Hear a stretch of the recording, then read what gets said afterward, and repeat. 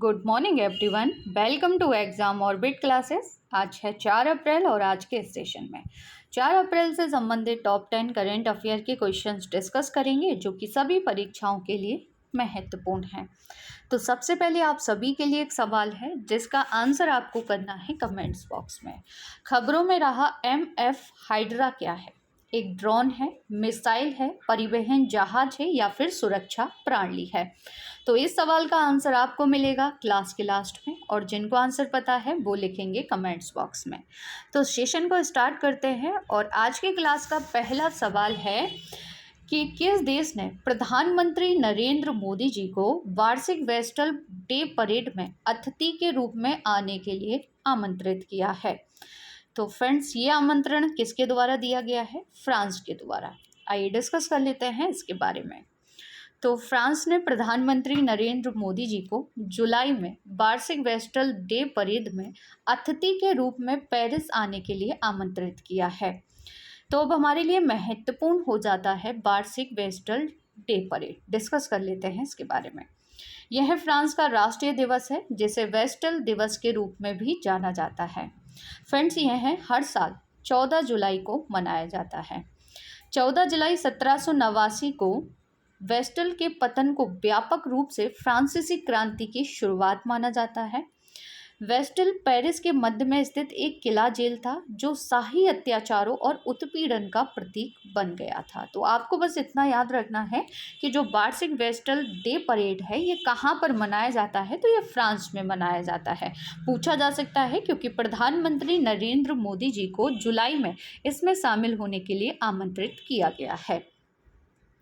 तो अब डिस्कस कर लेते हैं इंटरनेशनल लेटेस्ट करंट अफेयर, जैसे कि L&T ने इलेक्ट्रोलाइजर विनिर्माण के लिए किस देश की मैकफी के साथ समझौते पर हस्ताक्षर किए हैं? तो ये कहाँ की कंपनी है? ये है फ्रांस की। भारत और किस देश के बीच अंतरिम मुक्त व्यापार समझौता 29 दिसंबर 2022 को लागू हो गया? तो ये ऑस्ट्रेलिया के साथ हुआ है। पूछा जाएगा कि जो मुक्त व्यापार समझौता है ये भारत ने हाल ही में किस देश के साथ किया है? ऑस्ट्रेलिया के साथ। बांग्लादेश मुक्ति संग्राम की विजय को चिन्हित करने के लिए भारत में विजय दिवस मनाया गया। इजराइल और संयुक्त अरब अमीरात ने पहले अरब मुक्त व्यापार समझौते पर हस्ताक्षर कर दिए हैं। अब डिस्कस कर लेते हैं फ्रांस के बारे में। तो मैप में आप सभी लोकेशन देख सकते हैं फ्रांस की। फ्रांस किस महाद्वीप में आता है फ्रेंड्स? तो आई होप आप सभी जानते होंगे, ये यूरोप महाद्वीप में आता है। फ्रांस की राजधानी पेरिस है और पेरिस किस नदी के किनारे है? तो पेरिस है सीन नदी के किनारे। याद रखेंगे आप सभी। इसके अलावा देखिए, फ्रांस के नॉर्थ में आपको यहाँ पर देखने को मिलेगा इंग्लिश चैनल। यहाँ से क्वेश्चन बनता है कि जो इंग्लिश चैनल है ना, ये किसे अलग करता है? तो फ्रेंड्स याद रखेंगे, ये लंदन को फ्रांस से अलग करता है, यानी कि इंग्लैंड को फ्रांस से अलग करता है। अच्छा, जोड़ता किसको है? तो यहाँ पर आपको नॉर्थ सी देखने को मिलेगा। नॉर्थ सी को अटलांटिक ओशन से जोड़ता है। तो जोड़ता किसे है और अलग किसे करता है, ये आपको याद रखना है। और फ्रांस के और स्पेन की यहाँ साइड से आपको देखने को मिलेगी वे ऑफ बिस्के, यानी कि विस्के की खाड़ी।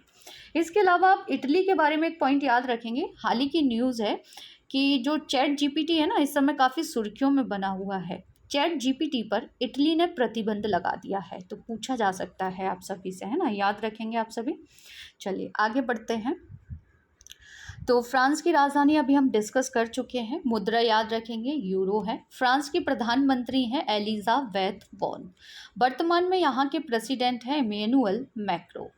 याद रखेंगे फ्रेंड्स कि 26 जुलाई 2024 को पेरिस ओलंपिक का जो उद्घाटन समारोह है ये सीन नदी के किनारे होगा।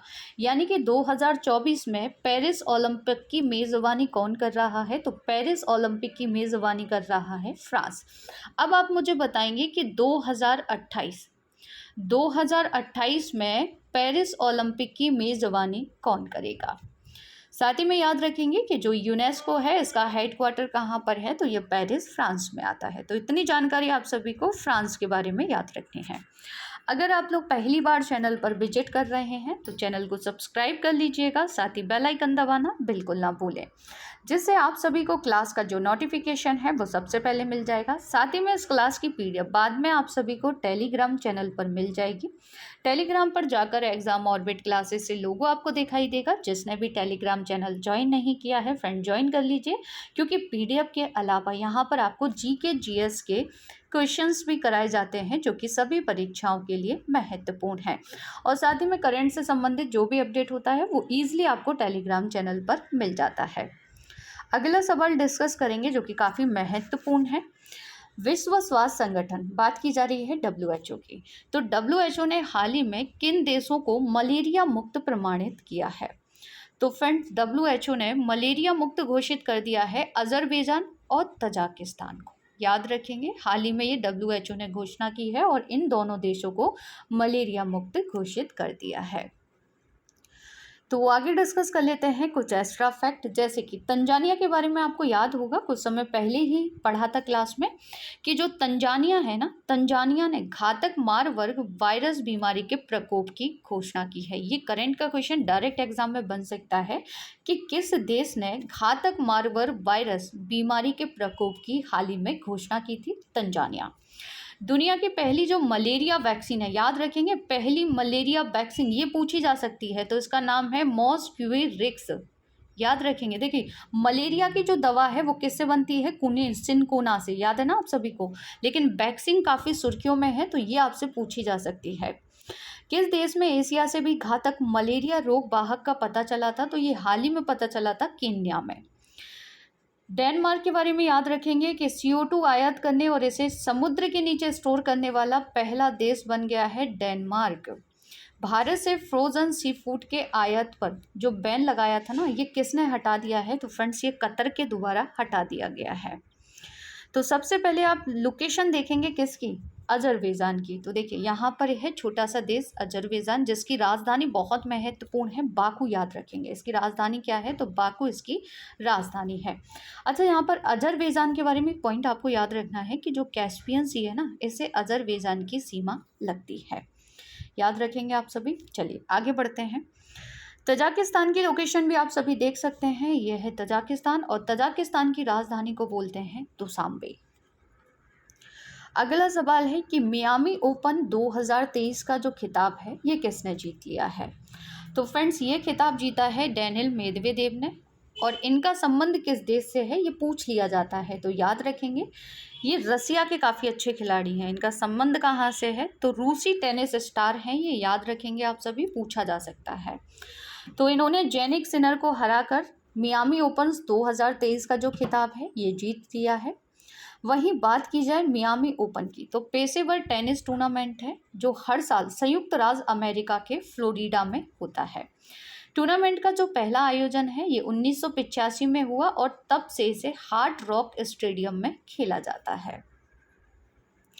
आगे डिस्कस करेंगे कुछ एक्स्ट्रा फैक्ट, जैसे कि सात्विक साईराज रंकी रेड्डी और चिराग शेट्टी। फ्रेंड्स, महत्वपूर्ण पॉइंट है, याद रखेंगे, इन्होंने हाल ही में स्विच ओपन 2023 युगल का जो खिताब है ये जीत लिया है, और ये दोनों ही भारत के काफ़ी अच्छे खिलाड़ी हैं। कार्लोस अल्कराज के बारे में याद रखेंगे, अर्जेंटीना ओपन टाइटल 2030 इन्होंने जीता है। भारतीय गोल्फर, इनका नाम है अदिति अशोक, इन्होंने केन्या लेडीज ओपन खिताब 2023 जीता है।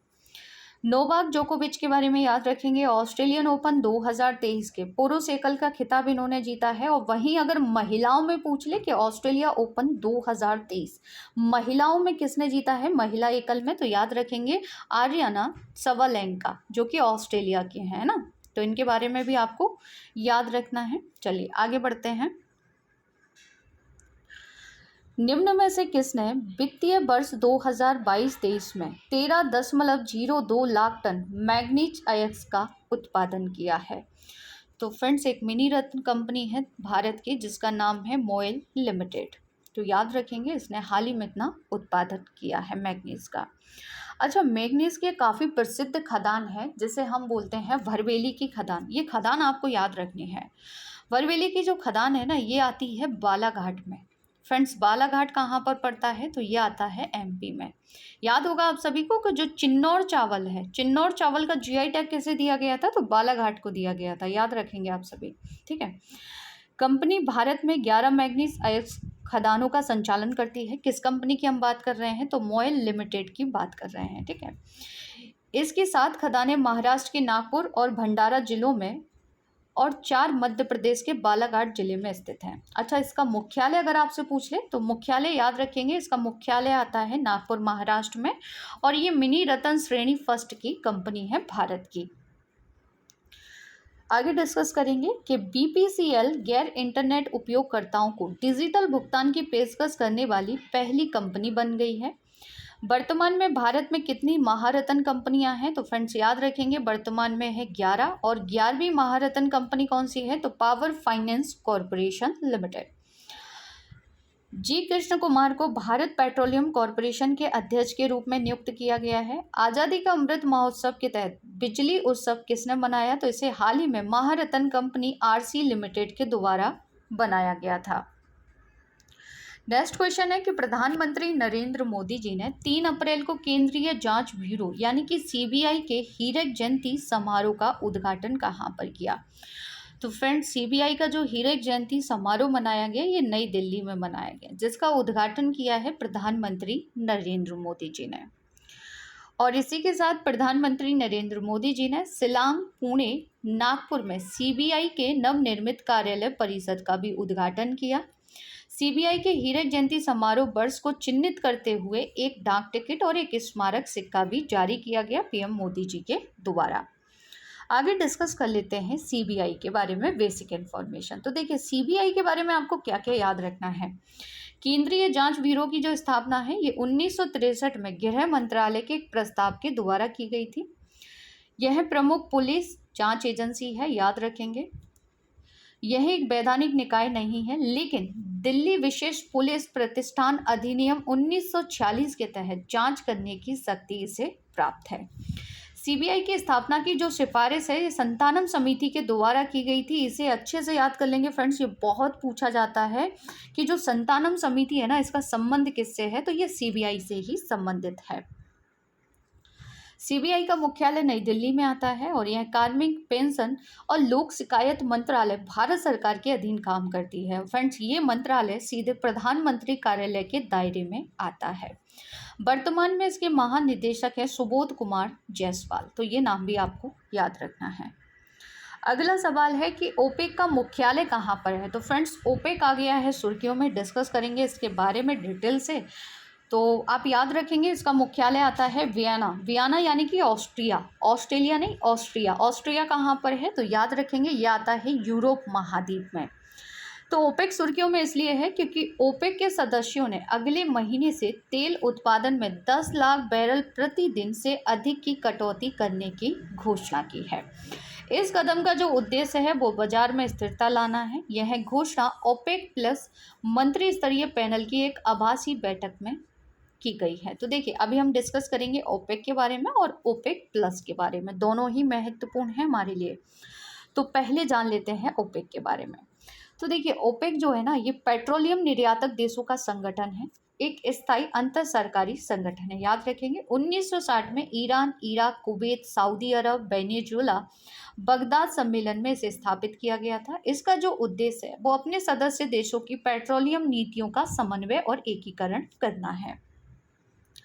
वही बात की जाए आगे इसके मुख्यालय की, तो अभी हम डिस्कस कर चुके हैं, वियना ऑस्ट्रिया में है। 15 सदस्य देश हैं इसमें। अल्जीरिया है, Angola, Congo, Ecuador, Equatorial Guinea, Gabon, IR Iran, Iraq, Kuwait, Libya, Nigeria, Qatar, सऊदी अरब, संयुक्त अरब अमीरात और वेनेजुएला इसमें शामिल है। और वहीं बात की जाए ओपेक प्लस की, तो फ्रेंड देखिए ओपेक प्लस में ओपेक सदस्य तो हैं जो 15 अभी हमने डिस्कस किए, ये शामिल हैं। इसके अलावा दुनिया के 10 प्रमुख गैर ओपेक तेल निर्यातक देशों का यह गठबंधन है। अब 10 सदस्य कौन से हैं? तो इसमें आ जाता है Azerbaijan, Bahrain, Brunei, Kazakhstan, Malaysia, Mexico, Oman, रूस, दक्षिणी सूडान और सूडान। याद रखेंगे ओपेक प्लस और ओपेक के बारे में। अगला सवाल है कि विदेश मंत्रालय के अनुसार भारत और कौन सा देश भारतीय रुपये में व्यापार को व्यवस्थित करने के लिए सहमत हो गए हैं। तो फ्रेंड्स, भारत रुपया में व्यापार करेगा किसके साथ? मलेशिया के साथ। याद रखेंगे आप सभी। और ये जो सहमति है ना, विदेश मंत्रालय ने हाल ही में इसकी घोषणा की है और ये सहमति जुलाई 2022 में रिजर्व बैंक ऑफ इंडिया यानी कि आरबीआई ने इंडियन करेंसी में इंटरनेशनल ट्रेड के सेटलमेंट की अनुमति दी थी, जिसके बाद यह घोषणा की गई है। किसके साथ किया जाएगा? तो याद रखेंगे मलेशिया के साथ होगा।